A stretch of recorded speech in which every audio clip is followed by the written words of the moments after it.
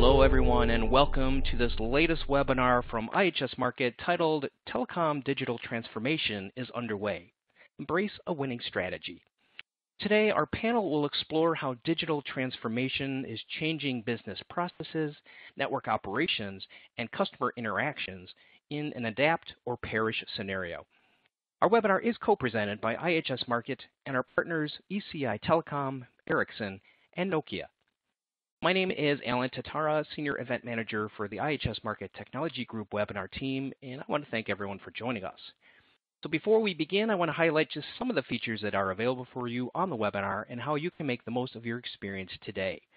So the console that you're looking at is completely customizable. So you can open, close, move, or even resize any of the windows that you have open on your screen and arrange the console as you wish. Now, at the bottom of your audience console are a number of application widgets, which contain additional features available. One button I'd like to call out is the Resource List widget, and this is where you can find additional material about today's topic, including the downloadable slide deck from today's session, as well as other valuable resources, including a special report authored by analyst Stefan Terral. And all these materials can be accessed and downloaded right from your console. And as always, we do want to make this an interactive session, so we've included a Twitter widget at the bottom of the screen, and this means you will be able to tweet directly from the console. And today we are using the hashtag Digital Transformation. We will also have a live Q&A session after our presentation, so please make sure you submit your questions or comments at any time by using that Q&A box on the left side of your screen. And if you do encounter any technical issues during the webinar, all you have to do is click on that question mark widget and you will get the answers that you need. So now let me introduce our panel. First leading our discussion is Stefan Terral. Stefan is Executive Director of Research and Analysis in the Mobile Infrastructure and Carrier Economics segment at IHS Markit. Joining Stefan is Jonathan Homa. Jonathan is Senior Director of Portfolio Marketing at ECI Telecom. We are also joined by Marcus Persson. Marcus is a Strategic Product Manager of Digital BSS at Ericsson. And rounding out our panel, we have Steve Hately. Steve is Head of Marketing in the Digital Operations Group at Nokia. So welcome to our panel. It's great to have you with us today. So let's get started now with our presentation. So Stefan, over to you.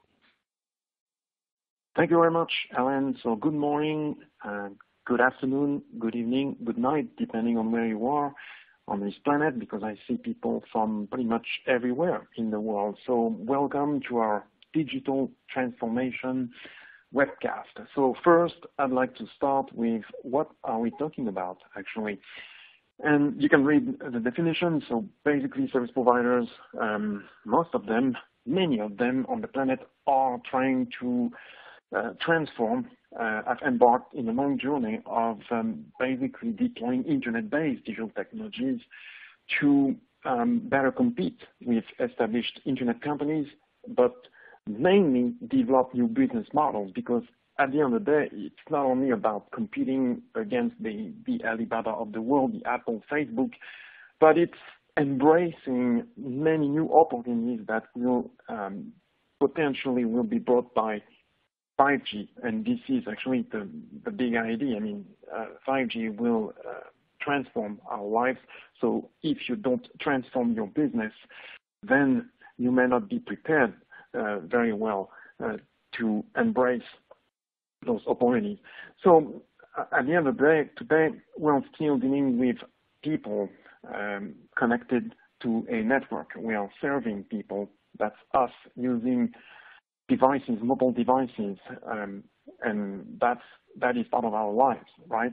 So when we ask service providers, because we interviewed service providers all over the world, 16, 17 in this sample from the largest service providers in the world ranked by revenue and capital expenditure.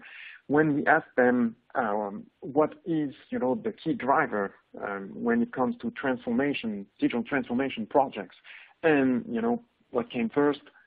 Customer experience at 75%, because, as I said, today we live in a saturated world, meaning that it's very difficult to find new subscribers to come onto your network, and therefore you better do a good job in making sure that your customers you already have and are paying the bill are staying on your network, meaning, you have to make sure they are satisfied, and also you have to accompany them, into the future.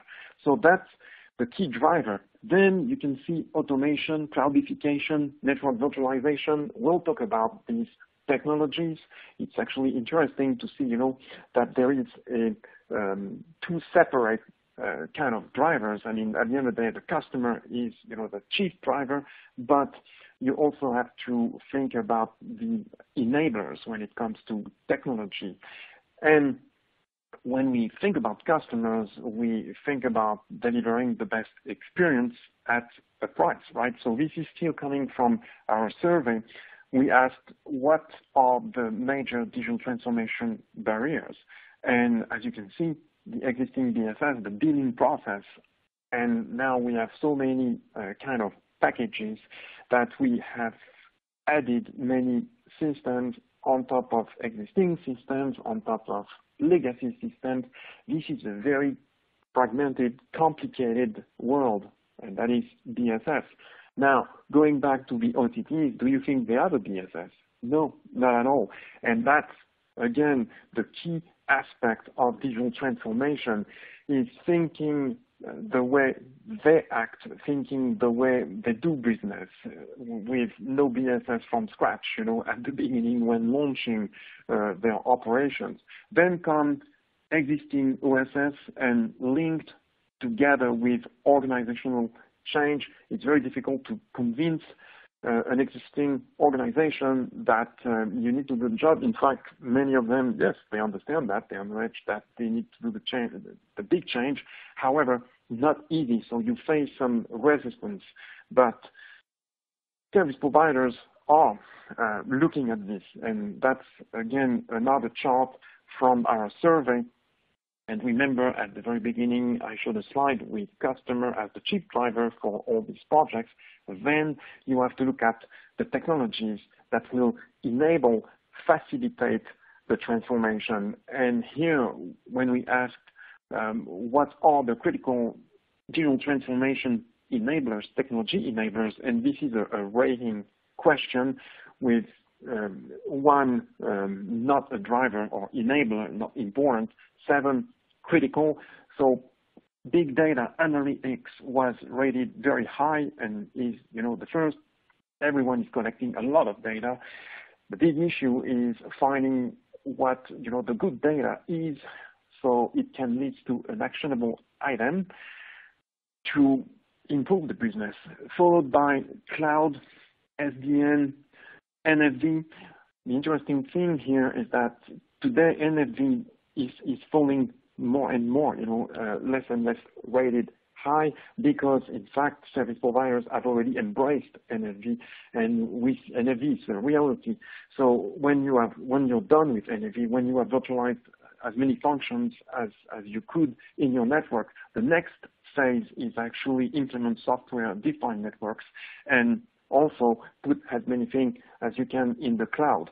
So this is the explanation of that hierarchy that we found this year compared to the prior years where NFV was actually on top of the chart. So it shows some progress, to some extent.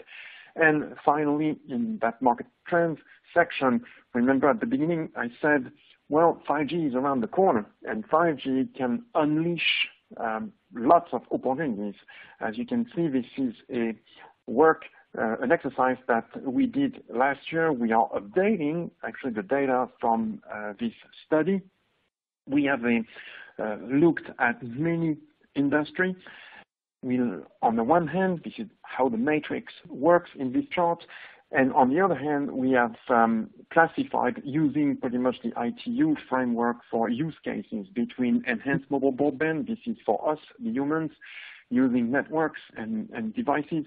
Then comes the thing with the massive internet connecting things and interconnecting things as well together. And also at the end, mission critical services. Those 3 types of use cases have very different and specific requirements that will need to be addressed in the design of those 5G network. But at the end, on that chart, what you can see is in every industrial segment, there is a corresponding use case that has the potential to deliver lots of opportunities, I mean wealth, revenue. So that's the point of the slide. So that's why it is crucial for service providers to transform their operation and become more and more agile through digitization. Now, having said that, I would like to hear more about the problems and challenges, starting with Steve from Nokia. Thanks, Stefan. Yeah, I think I'd just like to start off by really saying, is digital transformation a transformation for transformation's sake? I suppose it's a bit of a radical question to ask. Normally, the digital transformation in our market, in telco, where we all play, is centered around network transformation, which today, as you've already covered, is of course around 5G evolution. But there is an inherent need for operators to understand that digital transformation truly is a holistic change, which spans both east to west across the network and, of course, north to south from the network up to the business. A hypothetical question really is, this fourth industrial revolution that we seem to be addressing with this next level of digital transformation, does it demand the fifth generation of what we've always done before? Or is it the first generation of a new network-driven business paradigm? That's a question that we put to some of our customers quite regularly. So is it just a matter of going 2G, 3G, 4G, 5G, let's carry on as normal? Or really is it let's embrace 5G as an ability to completely transform the way we do business in the future? The other question about, should we transform or, is it transformation for transformation's sake? Are operators already meeting their business objectives? Have they maximized what they can get out of their current 3G or even 4G networks? Have they maximized that potential? There is plenty of good innovation still left in 4G networks. It's happening currently with the introduction of private LTE networks, of course. Or have vendors become so influential that they've convinced operators that they need a move to 5G, such as what Cisco did with IP in the 1990s, of course. But this time around, regardless of that, we're firm believers that 5G is going to create massive new potential business and new opportunity. But the network transformation without a business transformation is only likely to bring incremental revenue change and not a dramatic change that will effectively pay for the investment that's needed. A lot of the challenges related to that, we're seeing that these transformations are being driven from the bottom up, which is essentially a CTO play. So a CTO is driving the transformation, which is just from the network, with very little consideration for what it means from the business perspective. On the flip side, occasionally we'll come across CIOs or CMOs who are looking to drive the transformation from the business down. And very rarely we do actually see a chief transformation officer driving these transformations. But I think all things said, done well, this top-to-tail digital transformation is going to enable enterprise, empower innovation, surpass experience expectations, and open up new business streams as well for operators, which I'll go into in a little while. Over to you, Marcus. Thank you, Steve. Well, as any digital transformation, it has to, like Steve is saying, it has to start with why we're doing this. And, transformation for transformation's sake in all its glory, but the customer needs to always be in focus. And when I say customer, it's not necessarily the customer that you might think about. It might as well be an enterprise or a partner, because the telecom industry, which is now actually only a sub-segment of the whole internet industry, has to and are adapting to that, and that is one of the bigger reasons for the transformation. And in order to put the customer in focus, be it a partner or an enterprise or you and me, there is the need to really enhance the abilities of what you can do for the customer. And as such, it's about automation and bringing on the massive amounts of data that we have in our programmable networks available. And I like to coin a new word here around data literacy, because in order to achieve this, we really need to understand all the data that we have available at the tip of our fingers. That's the only way that we can do a really valuable, actionable insight and automate in a good way. And that's also how we can sort of say come together with also how we develop this and deliver this to the market through more modern ways like DevOps and so on. So it's not only about what we do with the systems, but also how we get them out to the market in an agile and business-oriented way. In all, to put the customer in focus. Thank you. Over to you, Jonathan. Thank you. So a useful starting point in discussing digital transformation, in my opinion, is to visualize where we need to be for two reasons. First, we can understand when we have in fact arrived.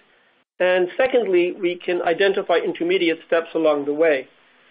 So I suggest our goal for digitally transformed network services should be to emulate how cloud computing services are being delivered. And really not just in the highly efficient manner of today, but we also need to look into the future, into what I expect will be a totally transparent and infinitely agile manner that industry will achieve in the future. And I submit that the only way we can achieve that is through a thoroughly agile, self-organizing network.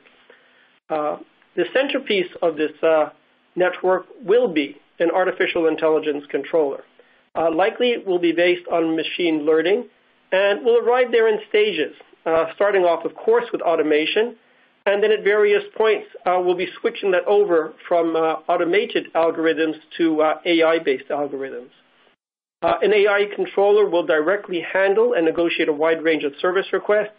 These could be from very short duration connectivity services from IoT devices to long duration business connectivity, all with unique parameters for bandwidth, latency, and various guarantees of availability. To deliver these services, the AI controller will need to continually shuffle and reconfigure the resources of a dynamic programmable network. And it will endeavor to optimize the use of existing resources and will even be involved in planning and ordering new resources as these are needed. So we're heading towards this kind of network. At the end of the day, human intervention will be at a minimum, mostly for high-level oversight and guidance, some manual tasks, and of course for marketing. And back to you, Stefan. Thank you very much, Jonathan. So as we hear, we have big opportunity upon us. The customer will be us plus things, and that requires a lot to happen in the network. So let's explore actually what the new options and solutions are, and I'll let Steve start this section. Yeah, thanks, Stefan. Yeah, I mean, just looking at this, going back to this concept of making sure the network is connected to the business. If we consider how we have done business for many years now, essentially on the back of our networks, this is where we've been designing more or less fixed products which we publish into a catalog, and we define those and push those into the market. And so enterprises or consumers that are coming to use those products get given the option of a predefined package that they can then select, with some customization options normally around the commercial layers. What we're moving towards with the network evolution, and this is, like I said, where 5G actually is going to create massive opportunity, is this demand and pull model, where we are now able to template network services of all types, customizable, fixed, and dedicated network services, and then basically push them more or less wholesale way to enterprises that enterprises can then innovate around. And this is really changing the way not only we do business, because we're providing a lot more innovative options to our enterprise customers, but we also need to change the way we think about this operationally, of course. because it's no longer a matter of a static process to build a service and publish it into a commercial environment, capture an order and make sure it gets executed. We're now talking about proper engagement models. We're talking about self-service and lots of other things that will come alongside this new model. So on the on the flip side of this, of course, don't forget, and Marcus has already alluded to it as well. It's not just connecting the network to the business; it's also maximising the experience of customers. And this really is connecting what we do to consumers and customers every step of their journey. So the first contact you make with them, the first engagement, how they order and buy the services that they need, how they pay for them, receive them, and how you continue to monitor the quality and support their experience. And it's a continuous journey that they are on. And in order to do that, you need to be able to not only understand the experience that they're receiving, but also understand the experience that they're receiving from the network and what that's providing. And this is this consolidated way to look at experience is absolutely essential. And based on those experiences, that consolidated perspective, you then need to be driving fully automated actions which will maintain the experience or maintain the quality levels in the network. And we term the phrase connected intelligence, which I'll talk about a little bit more later. So Marcus, I think it's over to you. Thank you so much. So let's change the slide as well. So when we look at this, like I said, and that's been said before, it's about connecting the newfound agility to create new services on the fly, with also the ability to monetize these new services on the fly. And this will, of course, go in stages. We're not going to run with light speed. The first thing we do, we'll start with, like we are today, with some pre-engineered, so to say, services that will be available in the network as defined by the OSS layer, and that can be monetized by the BSS layer.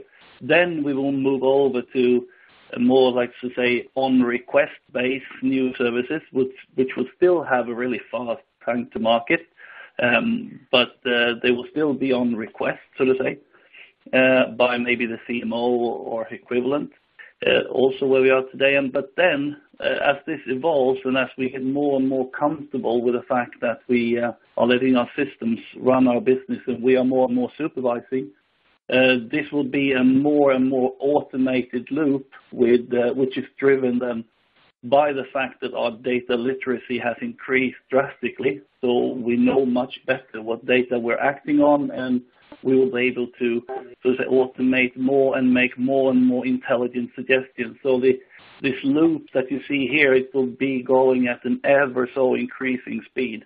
And hopefully we will reach a point where it's really the business and the business negotiations that will dictate how the services will be in an agile way, dynamically composed and executed. If we look at this, then it's not only user experience, be it very important, but also some sort of, let's call it digital agility that is needed. And that means that we need to be really fast in being able to hook into the ecosystem, because like said before, this will not be self-produced services that you will be composing in an agile and dynamic way. It will contain elements both from yourselves, but also from partners and from partners potentially. So to be able to do this, there are a number of technologies then that we see are vital to this, and that is to be able to do this in a dynamic way and flexible way, orchestrating it, from end to end, basically, and be able to scale it. And also, so importantly, that everything, all information is happening and given in real time, so that you can make sure that your actions that you perform on this really are the right and corresponding actions to the situation. Over to you, Jonathan. Thank you, Marcus. So what are some of the steps to get to an agile self-organizing network? And I'll maintain that it starts with actually having an agile multi-gear transport network. In the past, transport networks were highly static. They had long planning, procurement, and deployment cycles, and changes were incremental. The upside was a robust carrier-grade network, but usually at the expense of over-provisioning and long cycles.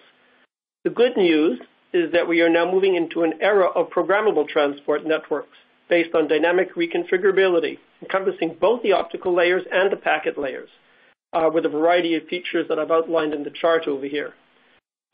This network programmability provides an opportunity for service and network lifecycle automation, which is a term getting increasingly frequently used, as noted by Marcus in his slides.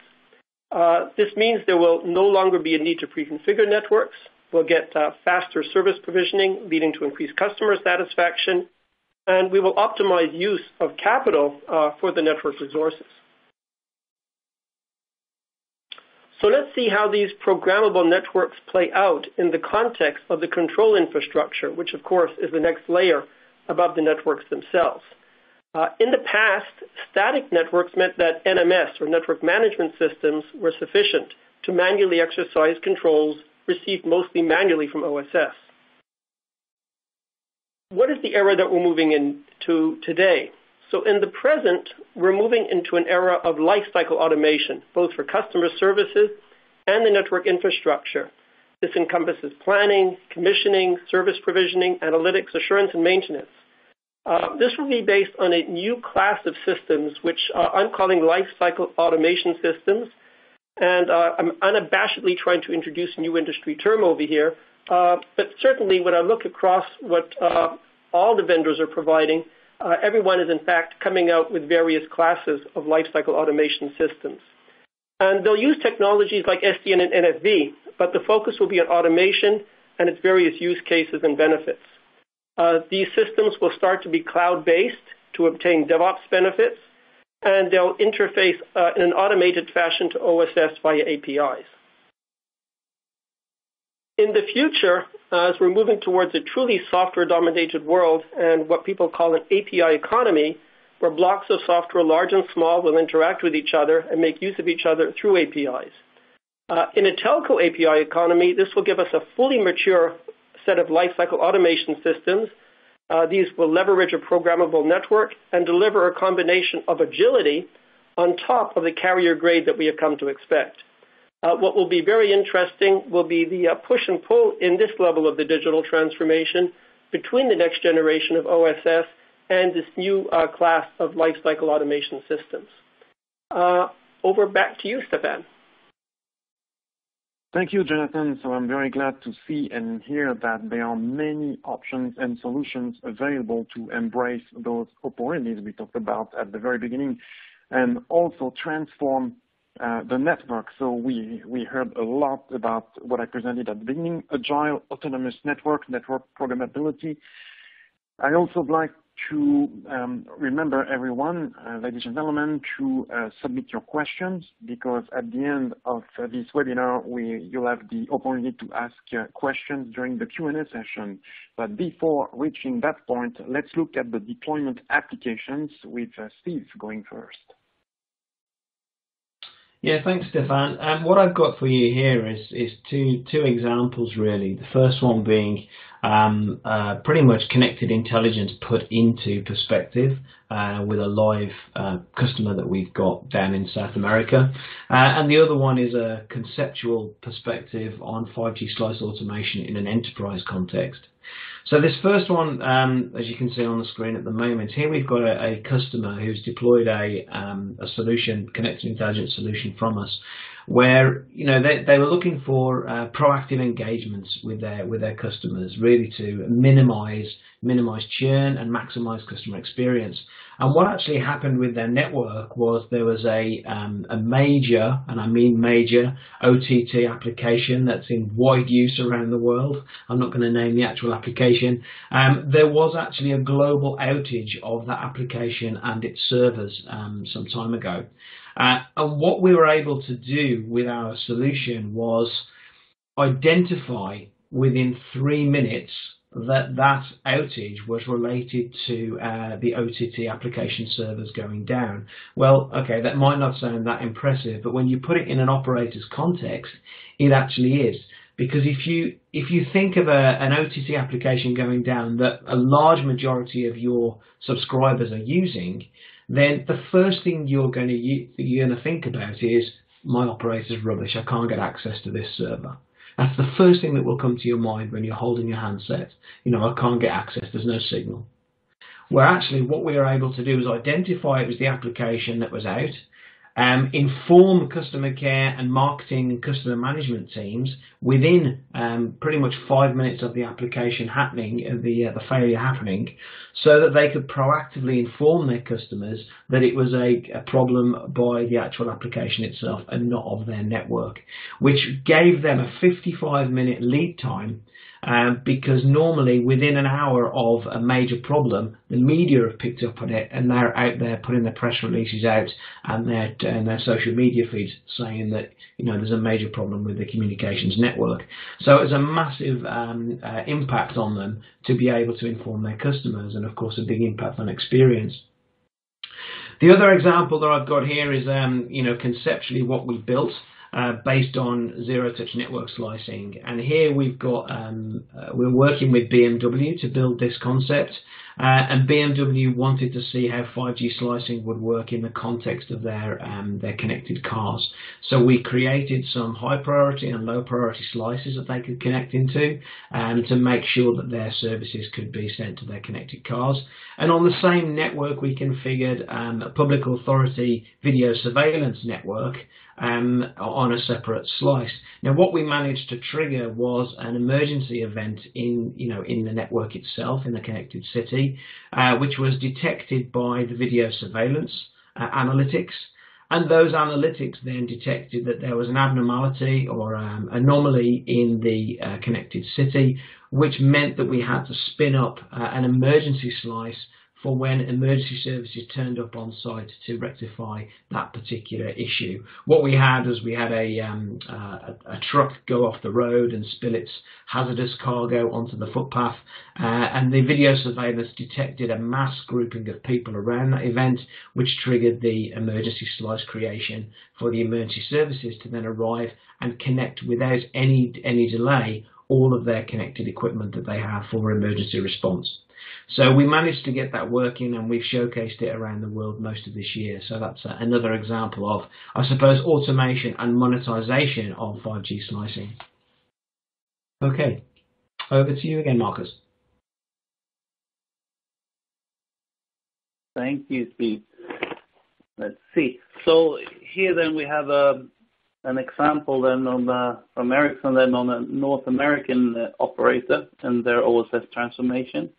And what to take out of this really is that the orchestration really becomes so much more than just product capabilities.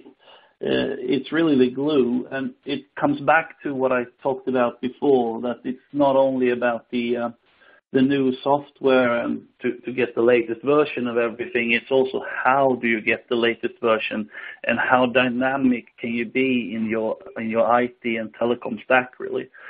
And what you can see here is that we have done an agile flow end to end, all the way from the marketplace, where you dynamically can deploy and update and add new software components, through the service design, the provisioning, how it's activated, and how you keep it alive and in an assurance manner. And the important thing to take away from here is that this wasn't done at once. This was added in an agile way along the way, so to say. So you can add, we are adding on more components here as we go along. So it's not a static flow. It's very dynamic, and you add here basically exactly what you need at the time you need it. In order to have a successful business. And that's really a really good part of transformation, because it's not an all or nothing package. You do it at your pace and at your desire and at your business needs, so to say.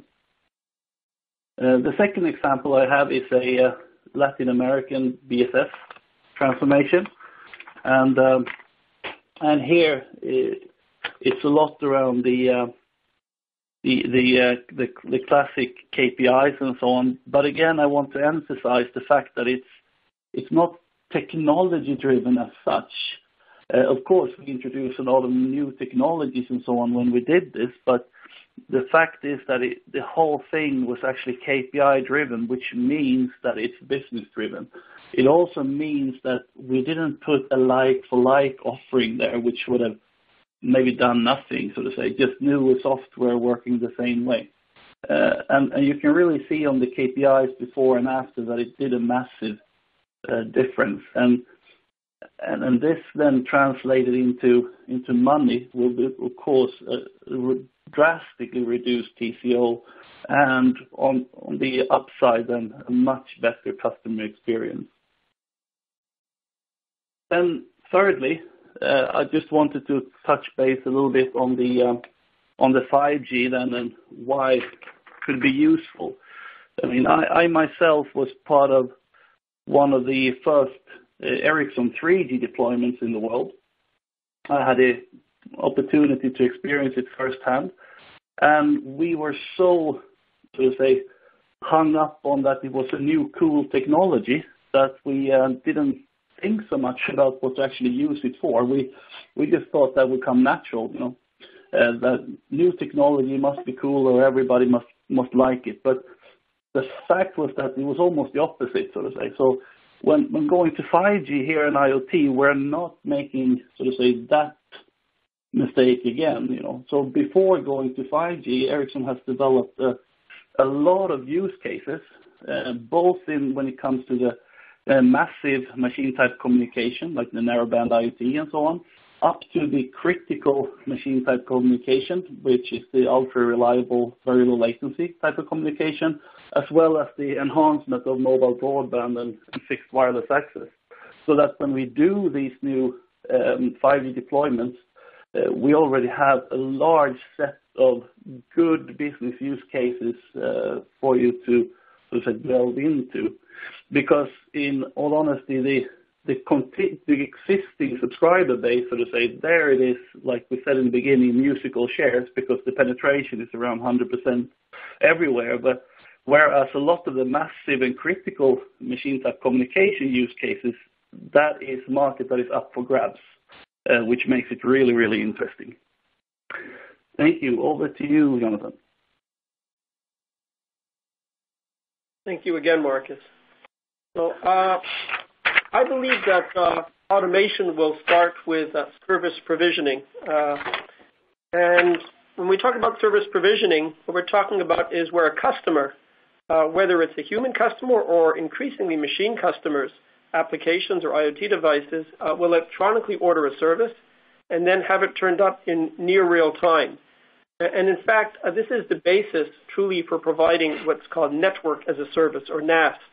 And this is something which will be mandatory for telcos to place themselves on a level playing field with OTT providers. What we show here is some key stages in automating a service lifecycle. It starts with service design based on customizable templates.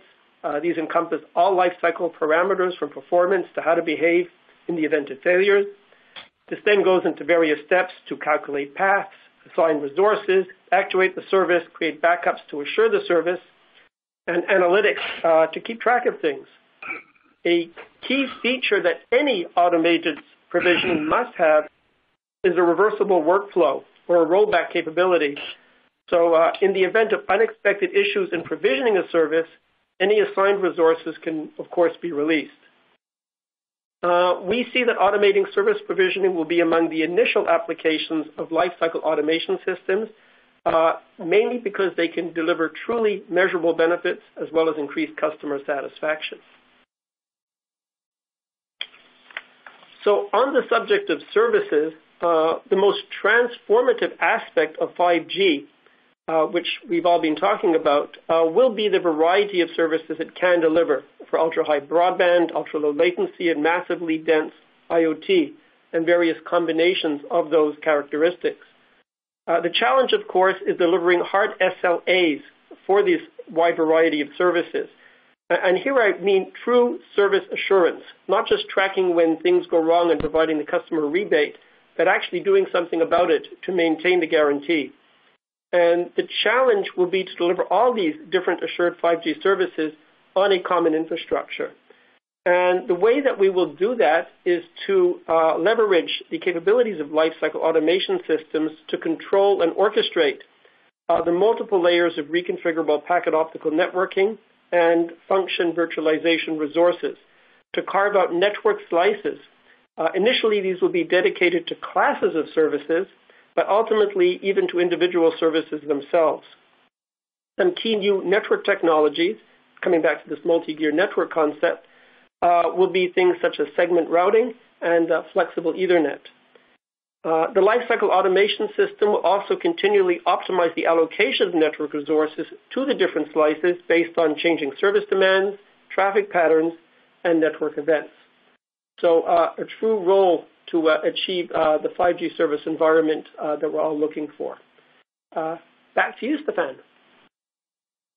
Thank you, Jonathan. So that sounds really great. I mean, we heard about network slicing and already OSS BSS transformation, orchestration, which is actually the key to make everything work and lead to more automation. We just heard about lifecycle automation system. That really is great stuff. So now, gentlemen, it's your time to shine in and talk a little bit more about your approach, with Steve starting first. Yeah, thanks, Stefan. Yeah, I mean, again, following the theme that we've gone all the way through, for us, it's about connecting network to the business, and we do that through the concept referred to as connected intelligence. At the heart of connected intelligence, we use something called the Customer Experience Index, which is an industry-leading insights and analytics platform. And from that platform, what we actually do, From that platform, what we actually do is we consume network, operational, and business insights, and we take those from the different domains of the holistic end-to-end Nokia network environment, and of course, working into multi-vendor networks throughout as well. That's a key attribute that we maintain in Nokia software, our multi-vendor capabilities. From the three domains that we cover, like I say, connecting the networks to the business, we have software solutions which are monitoring, of course, the software programmability of networks around security and scalability and programmability of those networks. And then one of the big focus areas, of course, is around operations. And this is an evolving market as we start moving towards a future mode of operation for operations. Where we move from, these static silos of fulfillment assurance, which we're so familiar with, to something that works a lot more holistically and, moving very much towards being AI driven in order to bring the closed loop together and high levels of automation across the operations portfolio. Of course, that's supplemented by how you connect it to the business. And, we have a number of solutions which enable us to engage with customers, understanding the right time to engage, the contextual moments when they need to be engaged. Of course, the monetization of products and services that are built in the network and how you can do that, how you can upsell and cross-sell to customers, both enterprise and consumer. And of course, not to forget the aspects of care that are so important to maintain that experience, which then obviously leads back into the business insights that you can then adjust your network environments to maintain the experience levels. So all in all, the Nokia software address the connected networks to the business opportunity by providing the opportunity for personalized networks, personalized process through personalized processes, and with personalized services. Over to you, Marcus. Thank you, Steve. So in Ericsson, then we have our BSS and OSS proposition. First and foremost, with the dynamic orchestration that we explained before, is the glue between everything and so on. It can feel kind of scary in the beginning, that everything gets automated and things are happening all over the place, and that's why the analytics aspect of the platform is so important, because with the analytics and the increased data literacy that I've been talking about, you will be able to always know what is happening, and that is a great reassurance when you're starting on the transformative journey and you have new technologies at the tip of your fingers. As well as our acquisition of Phoenix, which gives us the assurance block here as well, that helps you always stay focused and secure on the business and not just worried about the new technologies, which is great. And then the ability to, in an agile way, then develop and launch the different services through our network and service orchestration. And then, as importantly, so to say, we have to be able to, in the business layer, in the BSS, keep up with the agility of the programmable networks and the insights in the dynamic service configuration down in the network, so that you can, so to say, monetize directly what it is that you're dynamically creating, so that your BSS is not a hinder but an enabler, business enabler for the change. And that is the Ericsson, the Digital BSS and OSS. Over to you, Nathan. All righty. So ECI's approach and contribution to telco digital transformation is the Elastic Services Platform, which takes ECI's Elastic network to the next stage. The Elastic Services Platform starts with a programmable packet optical network. This is comprised of ECI's Apollo optical networking and Neptune packet networking, and includes leading new technologies like segment routing and flexible Ethernet, as well as Mercury for network function virtualization. To control and take advantage of this programmable network, the Muse lifecycle automation system delivers a rich and modular suite of service and network lifecycle automations. This is built on a cloud-native infrastructure as well as a carrier-grade PaaS, or platform as a service. And this delivers DevOps application agility. It also facilitates Muse supporting third-party or telco-supplied applications.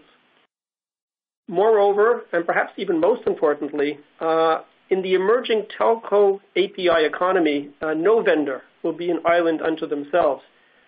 So Muse supports powerful northbound intent-based APIs, which allows easy integration of its automation capabilities into various telco business, operations, and networking ecosystems.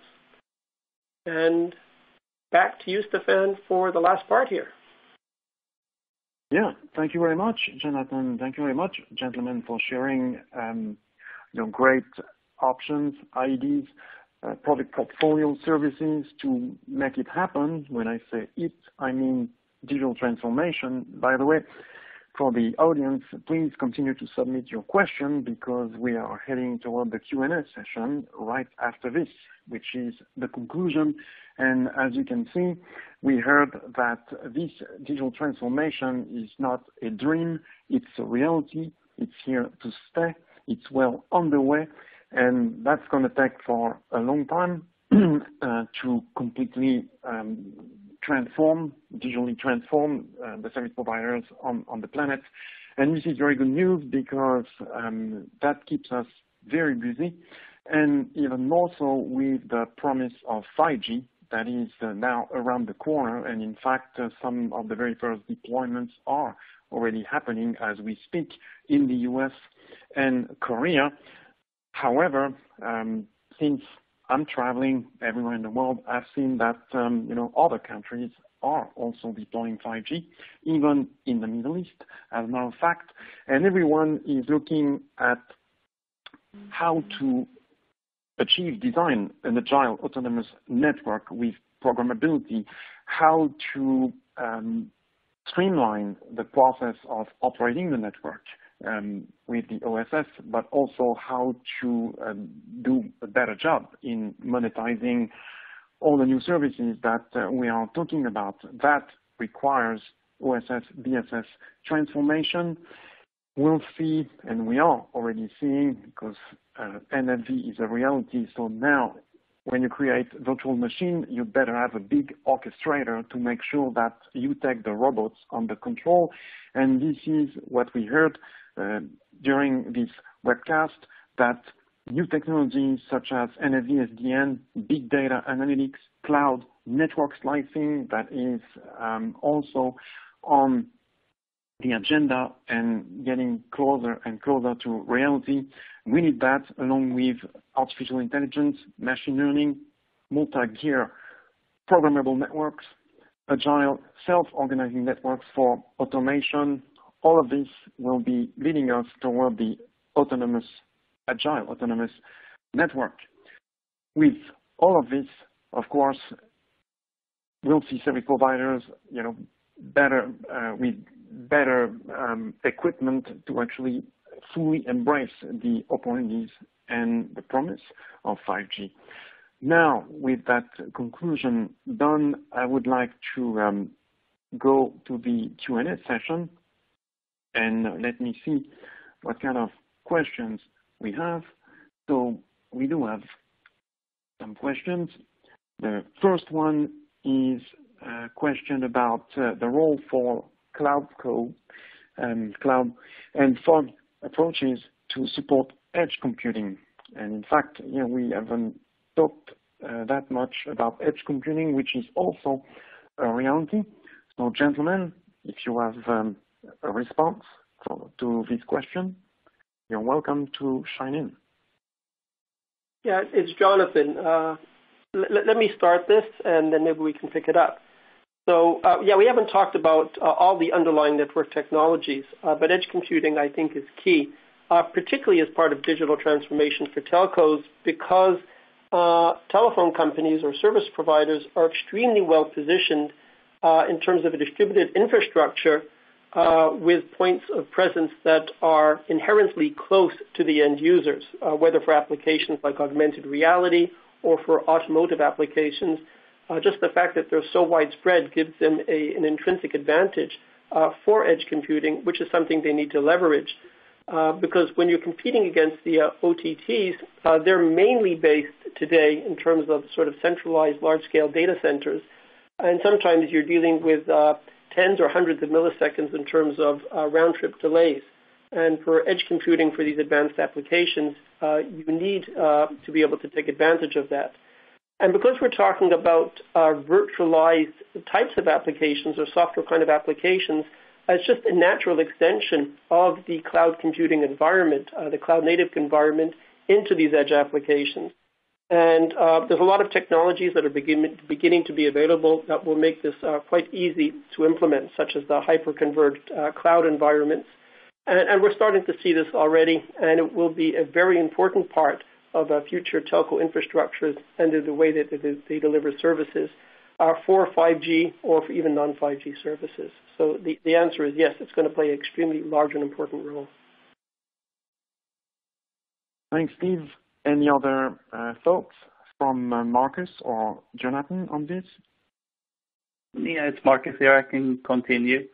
On the subject of the mobile edge computing, I mean, there has been a few things coming up recently that has really enabled this truly, and one of the more important things is what we call CUPS, the control plane user plane separation, because this really enables you to put the user plane functions closer to the mobile edge, which gives you the possibility to almost unprecedented low latencies and so on at an affordable cost and management, I have to say as well.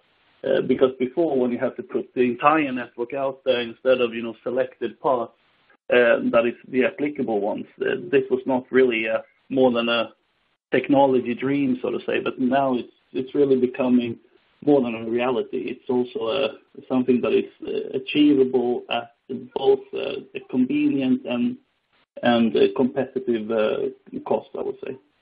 So it's definitely here to stay. Yeah.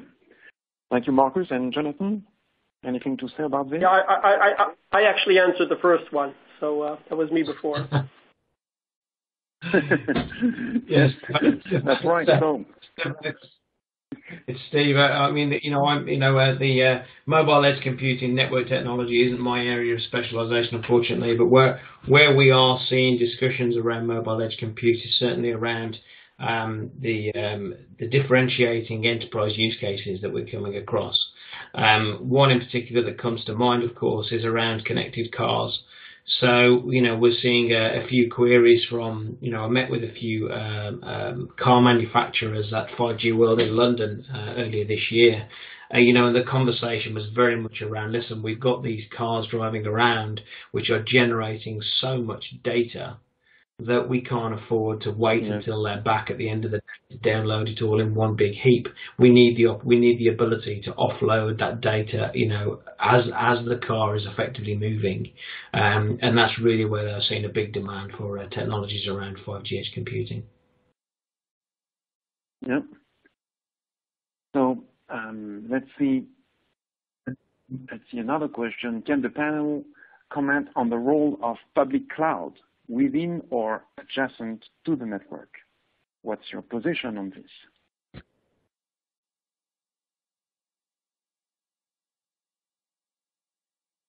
Yeah, I can start, Marcus here. The public cloud would be a fantastic resource to be able to use. I don't think you will put your maybe business critical systems there by default.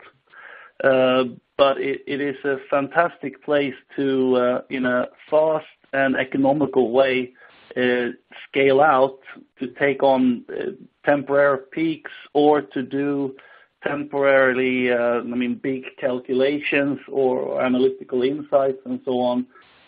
So I think as we see more and more operators using, cloud-like technologies, using applications that are designed more according to what is called the capital principle, where you have more stateless, dataless compute applications, microservices, you will see that the ability to be able to scale out quickly into a public cloud and execute a lot of compute power and then scale back again, it will open up a lot of new business possibilities, because before that would have meant, to scale out your entire network center, and it would be a cost that you would have to carry for a long time and so on. So your agility was really hampered by that technology and so on. But now I see that once you start using it, I think it will be almost addictive.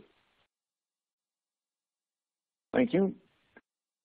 Any other thoughts on this? Yeah, maybe just Jonathan here, maybe just sort of a complementary view of the public cloud. One of the things I mentioned in my talk is I truly see us moving towards what I call an API economy.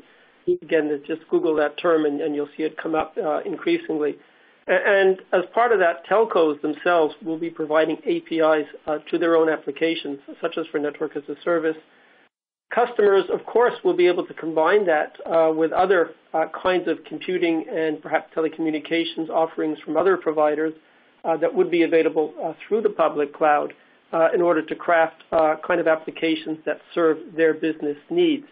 So certainly the network will simply be a resource that will be available to customers along with other applications and along with other compute resources to businesses primarily.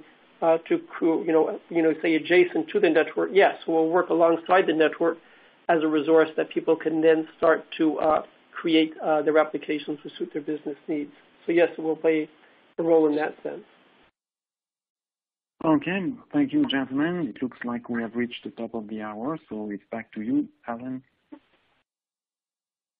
Thank you, Stefan, and I want to thank everyone for participating on our webinar today and for submitting your questions and comments. I do want to thank also Jonathan, Marcus, and Steve for sharing your expertise with us today, as well as Stefan for leading our discussion.